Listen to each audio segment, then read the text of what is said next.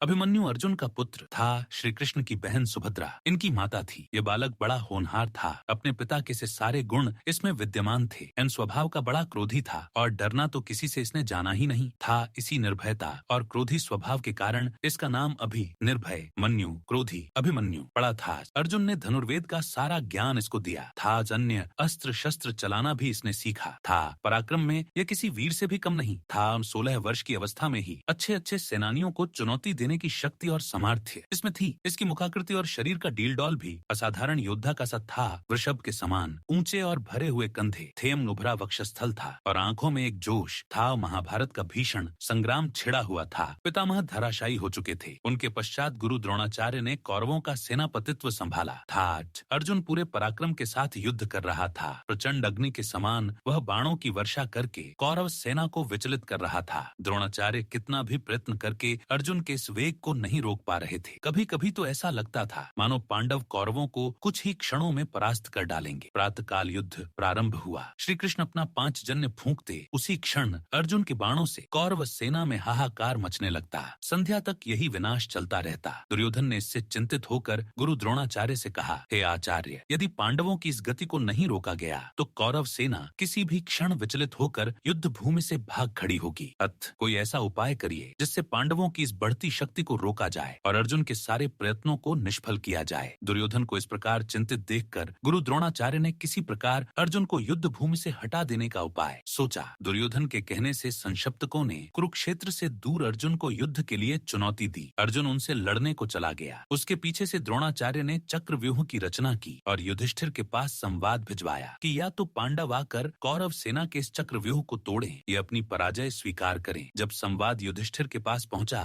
तो वे बड़ी चिंता में पड़ गए, क्योंकि अर्जुन के सिवा चक्रव्यूह को तोड़ना कोई पांडव नहीं जानता था। चौय अर्जुन बहुत दूर संशप्तकों से युद्ध कर रहा था। चक्रव्यूह तोड़ने में अपने आप को असमर्थ देखकर पांडवों के शिविर में त्राही त्राही मच उठी। युधिष्ठिर, भीम, धृष्टद्युम्न आदि कितने ही पराक्रमी योद्धा थे जो बड़े से बड़े पराक्रमी कौरव सेनानी को चुनौती दे सकते थे, लेकिन चक्रव्यूह तोड़ने का कौशल किसी को भी नहीं आता था। वह ऐसा व्यूह था जिसमें पहले तो घुसना और उसको तोड़ना ही मुश्किल था और फिर सफलता पूर्वक उसमें से बाहर निकलना तो और भी दुष्कर कार्य था। कौरव सेना के सभी प्रमुख महारथी उस चक्रव्यूह के द्वारों की रक्षा कर रहे थे। जब सभी किंकर्तव्य विमूढ़ के सभा में बैठे हुए थे और अर्जुन के बिना सिवाय इसके कि वे अपनी पराजय स्वीकार कर लें कोई दूसरा उपाय उनको नहीं सूझ पड़ रहा था, अभिमन्यु वहां आया और सभी को गहन चिंता में डूबा हुआ पाकर युधिष्ठिर से पूछने लगा कि चिंता का क्या कारण है। युधिष्ठिर ने सारी बात बता दी। उसे सुनकर वह वीर बालक अपूर्व साहस के साथ बोला, आर्य, आप इसके लिए चिंता न करें। दुष्ट कौरवों का यह षड्यंत्र किसी प्रकार भी सफल नहीं हो सकेगा। यदि अर्जुन नहीं है तो उनका वीर पुत्र अभिमन्यु तो यहाँ है। आप दुर्योधन की चुनौती स्वीकार कर लीजिए। मैं चक्रव्यूह तोड़ने के लिए जाऊंगा। अभिमन्यु की बात सुनकर सभी को आश्चर्य होने लगा। एक साथ सबकी नीचे झुकी हुई गर्दनें ऊपर उठ गईं। फिर भी युधिष्ठिर ने इसे अभिमन्यु की नादानी ही समझा। उन्होंने पूछा, बेटा, तुम्हारे पिता अर्जुन के सिवा इनमें से कोई भी चक्रव्यूह भेदना नहीं जानता, फिर तुम कैसे इसका भेदन कर सकते हो? हाय, आज अर्जुन होता तो यह अपमान न सहना पड़ता। संध्या काल तक भी वह गांडीवधनवा नहीं आ सकेगा और पांडवों की यह सेना जिसको लेकर वह प्रचंड वीर अभी तक युद्ध करता रहा है, अपने अस्त्र डालकर कौरवों से पराजय स्वीकार कर लेगी। हाय हाय क्रूर विधाता! ये कहकर युधिष्ठिर अधीर हो उठे। उसी क्षण अभिमन्यु ने सिंह की तरह गरज कर कहा, आर्य, आप मुझे बालक न समझें। मेरे रहते पांडवों का गौरव कभी नहीं मिट सकता। मैं चक्रव्यूह को भेदना जानता हूँ। पिता ने मुझे चक्रव्यूह के भीतर घुसने की क्रिया तो बतला दी थी, लेकिन उससे बाहर निकलना नहीं बताया था। आप किसी प्रकार चिंता न करें। मैं अपने पराक्रम पर विश्वास करके चक्रव्यूह को तोड़ूंगा और उससे बाहर भी निकल आऊंगा। आप चुनौती स्वीकार कर लीजिए और युद्ध के लिए मुझे आज्ञा देकर शंख बजा दीजिए। उस दुर्योधन को संदेश भिजवा दीजिए कि वीर धनंजय का पुत्र अभिमन्यु उनकी सारी चाल को निष्फल करने के लिए आ रहा है। कितनी ही बार अभिमन्यु ने इसके लिए हठ किया। परिस्थिति भी कुछ ऐसी थी। युधिष्ठिर ने उसको आज्ञा दे दी। अभिमन्यु अपना धनुष लेकर युद्ध भूमि की ओर चल दिया। उसकी रक्षा के लिए भीमसेन, धृष्टद्युम्न और सात्यकी चले। चक्रव्यूह के पास पहुंचकर अभिमन्यु ने बाणों की वर्षा करना आरंभ कर दिया और शीघ्र ही अपने पराक्रम से उसने पहले द्वार को तोड़ दिया और वह तीर की सी गति से व्यूह के अंदर घुस गया। लेकिन भीमसेन, सात्यकी और धृष्टद्युम्न उसके पीछे व्यूह में नहीं घुस पाए। उन्होंने कितना ही पराक्रम दिखाया, लेकिन जयद्रथ ने उनको रोक लिया और वहीं से अभिमन्यु अकेला रह गया। अर्जुन का वह वीर पुत्र अद्भुत योद्धा था।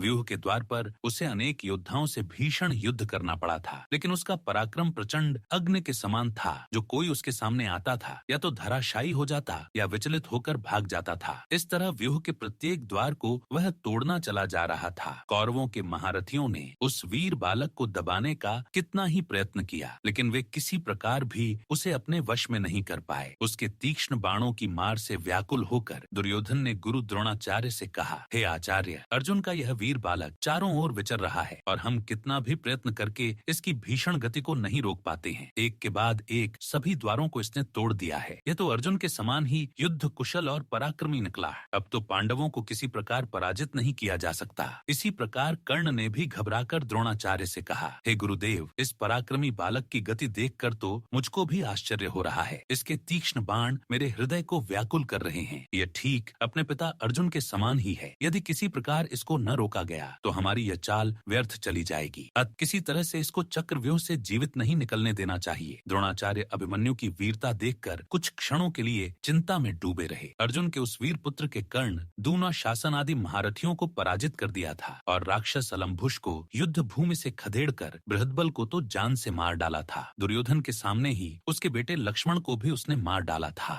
बड़े बड़े शूरवीर खड़े देखते रह गए और वह प्रचंड अग्नि की लपट की तरह सबको भस्म करता हुआ चक्रव्यूह को तोड़कर अंदर घुस गया। जब कौरवों के सारे प्रयत्न निष्फल चले गए तो उन्होंने छल से काम लेने की बात सोची। अलग अलग लड़कर कोई भी महारथी अभिमन्यु से नहीं जीत सकता था, इसलिए उन्होंने मिलकर उस पर आक्रमण करने का निश्चय किया। कृपाचार्य, कर्ण, अश्वत्थामा, बृहद्बल, शकुनी का चचेरा भाई कृतवर्मा और दुर्योधन आदि छह महारथियों ने उसे घेर लिया और उस पर भीषण आक्रमण कर दिया। कर्ण ने अपने बाणों से उस बालक का धनुष काट डाला, भोज ने उसके घोड़ों को मार डाला और कृपाचार्य ने उसके पार्श्व रक्षकों के प्राण ले लिए। इस तरह अभिमन्यु पूरी तरह निहत्था हो गया, लेकिन फिर भी जो कुछ उसके हाथ में आया उससे ही वह शत्रुओं को विचलित करने लगा। थोड़ी ही देर में उसके हाथ में एक गदा आ गई। उससे उसने कितने ही योद्धाओं को मार गिराया। दुर्चाशासन का बेटा उसके सामने आया। घोर संग्राम हुआ। अकेला अभिमन्यु छन के सामने क्या करता। महारथियों ने अपने बाणों से उसके शरीर को छेद दिया। अब वह लड़ते लड़ते थक गया था। इसी समय दुआशासन के बेटे ने आकर उसके सिर पर गदा प्रहार किया, जिससे अर्जुन का वह वीर पुत्र उसी क्षण पृथ्वी पर गिर पड़ा और सदा के लिए पृथ्वी से उठ गया। उसके मरते ही कौरवों के दल में हर्ष ध्वनि उठने लगी। दुर्योधन और उसके सभी साथी इस निहत्थे बालक की मृत्यु पर फूले नहीं समाये। किसी को भी उसकी अन्याय से की गई हत्या पर तनिक भी खेद और पश्चाताप नहीं था। जब अभिमन्यु की मृत्यु का समाचार पांडव दल में पहुंचा तो युधिष्ठिर शोक से व्याकुल हो उठे। अर्जुन की अनुपस्थिति में उन्होंने उसके लाल को युद्ध भूमि में भेज दिया था। अब उनके आने पर वे उसको क्या उत्तर देंगे, इसका संताप उनके हृदय को व्याकुल कर रहा था। भीम भी अपने भतीजे की मृत्यु पर रोने लगा। वीर अभिमन्यु की मृत्यु से पांडवों के पूरे शिविर में हाहाकार मच गया। संशप्तकों से युद्ध समाप्त करके जब अर्जुन वापस आया तो वह दुखपूर्ण समाचार सुनकर मूर्छित हो उठा और अभिमन्यु के लिए आर्त स्वर से रुदन करने लगा। श्री कृष्ण ने उसे काफी धैर्य बंधाया, लेकिन अर्जुन का संताप किसी प्रकार भी दूर नहीं हुआ। प्रतिशोध की आग उसके अंतर में धधकने लगी और जब तक जयद्रथ को मारकर उसने अपने बेटे के खून का बदला न ले लिया तब तक उसको संतोष नहीं आया। श्री कृष्ण को भी अभिमन्यु की मृत्यु पर कम दुख नहीं हुआ था, लेकिन वे तो योगी थी। बालकों की तरह रोना उन्हें नहीं आता था। प्रतिशोध की आग उनके अंदर भी जल रही थी। उन्होंने स्पष्ट कहा था कि अपने भांजे अभिमन्यु की मृत्यु का बदला लिए बिना वह नहीं मानेंगे। अभिमन्यु की स्त्री का नाम उत्तरा था।